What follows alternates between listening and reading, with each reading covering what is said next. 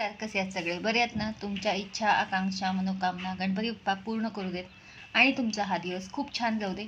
तर आज आपण पोहे बघणार आहोत. आपले कांदे पोहे कसे बनवायचे ते आपण बघूयात. खूप छान साधी सोपी पद्धत आहे. आपण दररोज करतो नाश्त्याला किंवा अधेमध्ये आपण कांदे पोहे करत असतो. तर आज माझ्या पद्धतीचे कांदे पोहे मी आज तुम्हाला दाखवणार आहे. तर चला तर मग आपण कांदे पोह्याला स्टार्ट करूया. तर आपण आज नाश्त्याला पोहे बनवणार आहोत. तर आपण इथं पोहे भिजवून ठेवलेले आहेत. आपण याला कांदा पोहे पण म्हणू शकतो. कांदा पोहे किंवा आपले फोडणीचे पोहे. तर आपण पोहे बनवणार आहोत.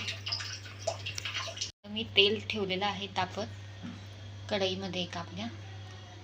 आता हे तेल तापल्यावरती आपण फोडणी करून घेऊया. तर आता यामध्ये आपण मोहरी घालून घेऊया.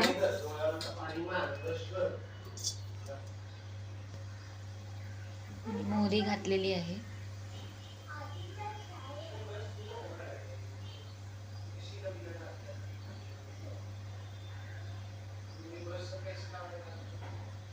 मोहरी घातलेली आहे. तर मोहरी छान तडतडू दे. तर मोहरी तडतडायला लागली आहे. आता आपण मिरच्या घालून घेऊया.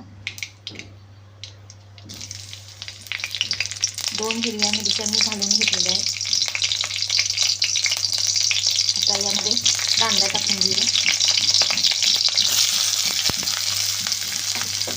2 कांदे मी चिरून घेतलेले आहेत. आता यावर हळद टाकून घेऊया. हळद मी कांद्यावर टाकते म्हणजे हळद करपत नाही.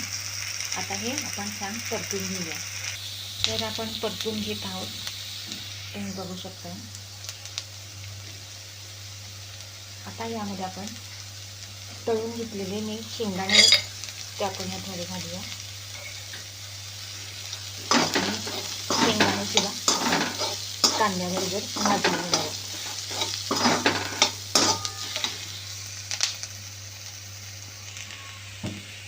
आता कांदा छान परतून घेतला आहे. आता आपण यामध्ये भिजवलेले पोहे घालून घेऊया.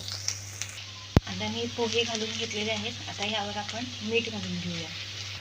पोह्यावर मीठ घातलं तर आपण परतून घेतो तेव्हा सगळ्या पोह्याला मीठ लागतं व्यवस्थित.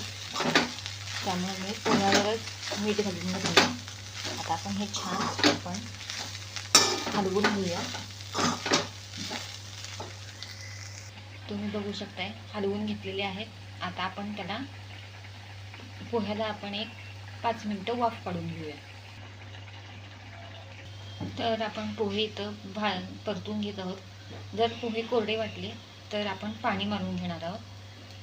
तर मी इथं आपण पाण्याचा शिंपडा आपण मारून घेतलेला आहे.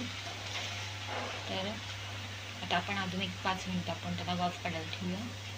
तर इथं आपले पोहे रेडी आहेत. आता आपण हे सर्व करून घेऊया.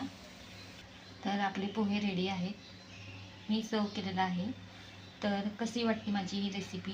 जर तुम्हाला आवडली असेल तर लाईक, शेअर आणि सबस्क्राईब करा.